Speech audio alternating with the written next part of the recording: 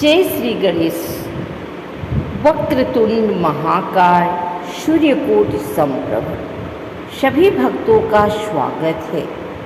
आज हम सुनने जा रहे हैं पवित्र वैशाख मास संकष्टी चतुर्थी व्रत कथा, जिसे सुनने और करने से सभी संकट दूर होते हैं और जीवन में सुख शांति आती है।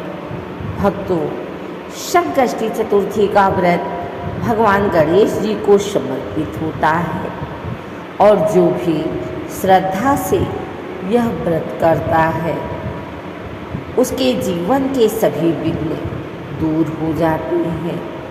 तो आइए सच्ची श्रद्धा और भक्ति के साथ कथा प्रारंभ करते हैं।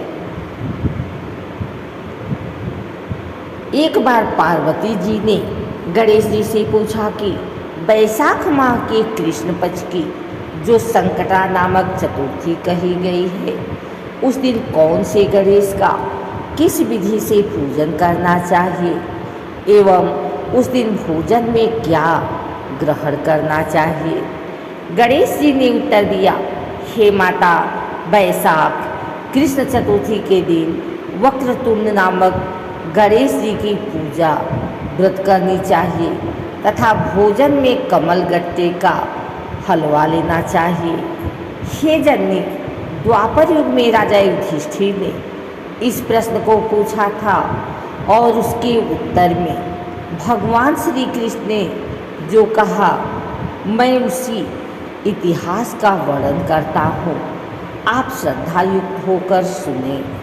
भगवान श्री कृष्ण बोले, हे राजन, इस कल्याणदात्री चतुर्थी का जिसने व्रत किया और उसे जो फल प्राप्त हुआ, मैं उसे ही तुमसे कह रहा हूँ। प्राचीन काल में एक रतिदेव नामक प्रतापी राजा हुए। जिस प्रकार आग तृण समूहों को जला डालती है, उसी प्रकार वे अपने शत्रुओं के विनाशक थे। उनकी मित्रता यम, कुबेर, इंद्र आदि देवों से थी। उन्हीं के राज्य में धर्मकेतु नामक एक श्रेष्ठ ब्राह्मण रहते थे। उनकी दो स्त्रियां थीं, एक का नाम सुशीला और दूसरी का नाम चंचला था। सुशीला नित्य ही कोई न कोई व्रत किया करती थी, फलतः उसने अपने शरीर को दुर्बल बना डाला। इसके विपरीत चंचलता कभी भी कोई व्रत उपवास आदि न करके भर पेट भोजन करती थी। इधर सुशीला को सुंदर लक्षणों वाली एक कन्या हुई और उधर चंचला को पुत्र रत्न की प्राप्ति हुई। यह देखकर चंचला बारंबार सुशीला को ताना देने लगी, अरे सुशीला, तूने इतना व्रत उपवास करके शरीर को जर्जर बना डाला, फिर भी एक कृषकाय कन्या को जन्म दिया। मुझे दुख, मैं कभी व्रत आदि के चक्कर में न पड़कर हृष्ट पुष्ट बनी हुई हूँ और वैसे ही बालक को भी जन्म दिया है। अपनी सौत का व्यंग बार सुशीला के हृदय में चुभने लगा। वह पतिव्रता विधिवत गणेश जी की उपासना करने लगी। जब सुशीला ने भक्ति भाव से संकटनाशक गणेश चतुर्थी का व्रत किया तो रात्रि में वरदायक गणेश जी ने उसे दर्शन दिए। श्री गणेश जी ने कहा, हे सुशीले, तेरी आराधना से हम अत्यधिक संतुष्ट हैं। मैं तुम्हें वरदान दे रहा हूँ कि तेरी कन्या के मुख से निरंतर मोती और मूंगा प्रवाहित होते रहेंगे। हे कल्याणी, इससे तुझे ज़्यादा प्रसन्नता होगी। हे सुशीले, तुझे वेद शास्त्रों वेत्ता एक पुत्र भी होगा। इस प्रकार का वरदान देखकर वरदान प्राप्ति के फलस्वरूप उस कन्या के मुंह में सदैव मोती और मूंगा झड़ने लगे। कुछ दिनों के बाद सुशीला को एक पुत्र उत्पन्न हुआ। तदंतर धर्मकेतु का स्वर्गवास हो गया।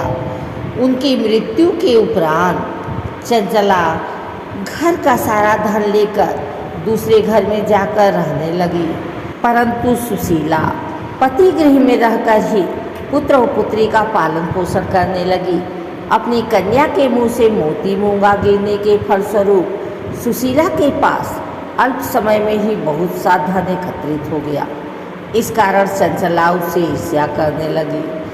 एक दिन हत्या करने के उद्देश्य से चंचला ने सुशीला की कन्या को कुएं में ढकेल दिया।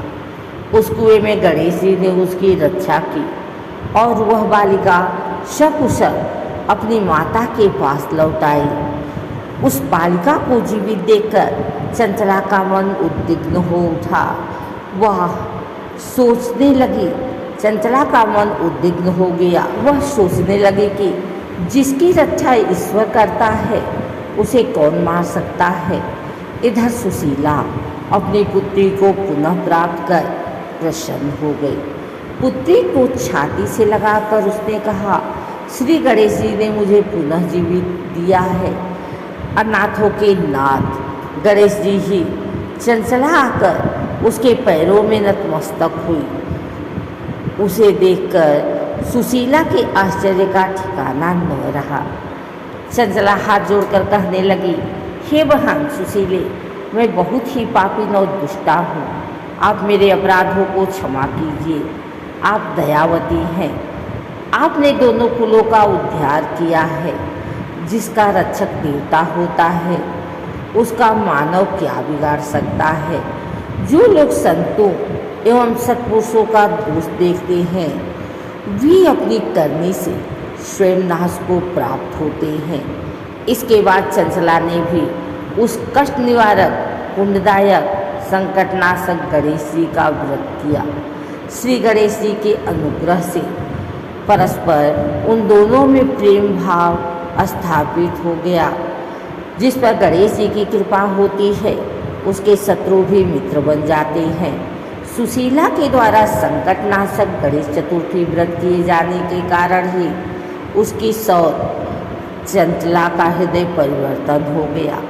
श्री गणेश जी कहते हैं कि हे देवी, पूर्व काल का पूरा वृतांत आपको सुना दिया। इस लोक में इससे श्रेष्ठ विधि विघ्न विनाशक कोई दूसरा व्रत नहीं।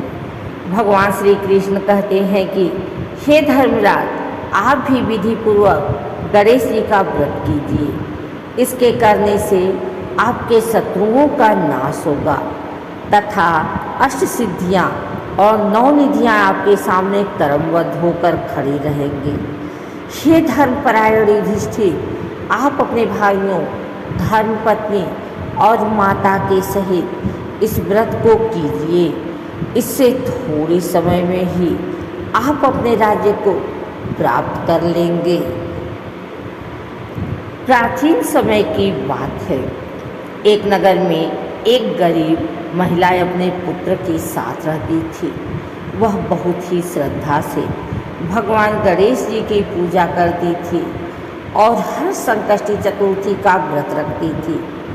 एक दिन उसके घर में अन्न का एक दाना भी नहीं था, लेकिन फिर भी उसने पूरा दिन व्रत रखा और रात को चंद्रमा को अर्घ्य देकर भगवान गणेश की पूजा की। उसकी सच्ची भक्ति देखकर भगवान गणेश जी प्रसन्न हुए और एक साधु के रूप में उसके घर आए। महिला ने जो थोड़ा बहुत था वह भी प्रेम से उन्हें अर्पित कर दिया। तभी भगवान गणेश जी ने प्रसन्न होकर कहा, हे माता, तुम्हारी भक्ति से मैं अत्यंत प्रसन्न हूँ। जो भी संकष्टी चतुर्थी का व्रत सच्चे मन से करेगा उसके जीवन के सभी संकट दूर होंगे और सुख समृद्धि प्राप्त होगी। इतना कहकर भगवान अंतर ध्यान हो गए। कुछ ही दिनों में उस महिला का जीवन बदल गया। उसके घर में धन सुख और शांति आने लगी। तभी से यह माना जाता है कि संकष्टी चतुर्थी का व्रत सभी दुखों और बाधाओं को दूर करने वाली है। हे विघ्नहर्ता भगवान गणेश, जैसे आपने उस महिला की भक्ति स्वीकार की, वैसे ही हम सभी भक्तों के जीवन से सभी संकट दूर करें। भक्तों, यह थी वैशाख माह संकष्टी चतुर्थी व्रत कथा, जिसे सुनने और करने से सभी मनोकामनाएं पूर्ण होती हैं। यदि आपको यह कथा पसंद आई हो तो इसे ज़रूर शेयर करें और भगवान गणेश का नाम लेकर कमेंट में लिखें जय श्री गणेश। धन्यवाद। जय श्री गणेश।